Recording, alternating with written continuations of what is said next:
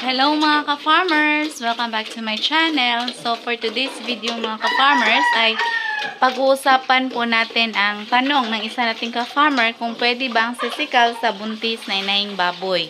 So ganito po yung box ng sesikal mga ka-farmers.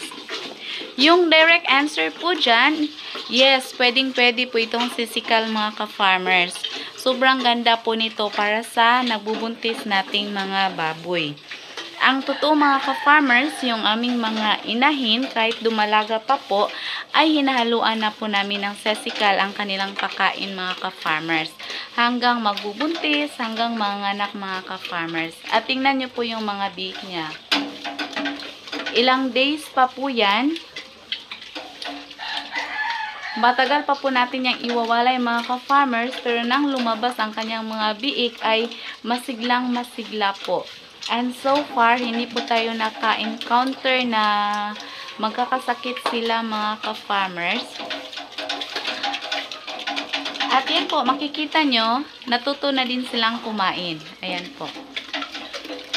Maganda po talaga yung sesikal para sa ating mga baboy mga ka-farmers. Then yung inahinin ko, yung dumalaga, ayan, napa-AI na din natin siya. Hinaluan ko rin ng sesikal yung kanyang pakain.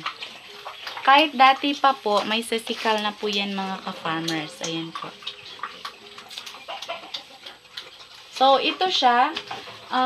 Nasa observation period pa po natin siya mga ka-farmers. Sa March 21 pa po natin malalaman kung buntis ba siya or hindi. Pero sana hindi na po siya mag-reheat mga ka-farmers.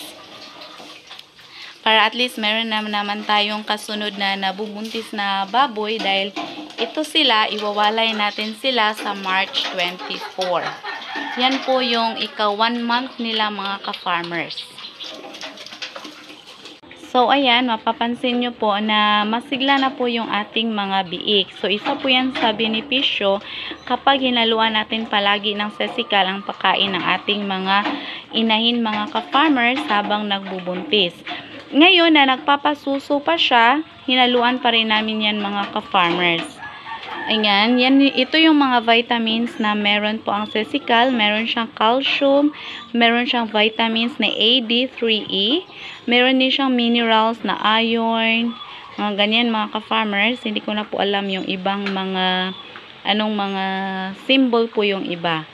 Ganyan po kaganda ang paghahalo natin ng sesikal sa ating mga baboy. So para sa ating mga ka-farmers na merong mga inahin, merong mga inahiniin, pwede po nating haluan ng sesikal yung ating mga pagkain mga ka-farmers para sa magandang production, magandang performance ng pangatawan ng ating mga inahin. So pati si Mama Pig kumakain ng booster. Ayan, itong dalawa mga ka-farmers, sila talaga yung palaging lumalabas. Ayan, at babalik lang sila dito kay Mama Pig kapag magdedi sila.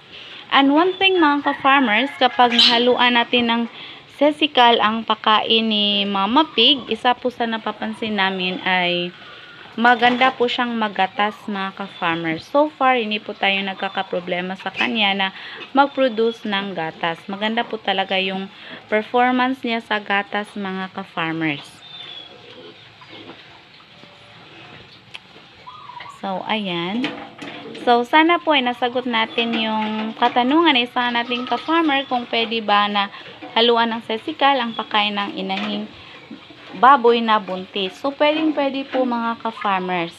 So, para sa ating mga ka-farmers na nasa malayo, malayo po yung lugar nila para sa mga agri-vet, i-check nyo lang po, maglalagay ako ng link sa ibaba kung saan pwede kayong bumili ng sesikal mga ka-farmers. So, yan lamang po mga ka-farmers ang may share ko for today's video. Thank you for watching. Happy farming. God bless everyone. Bye-bye.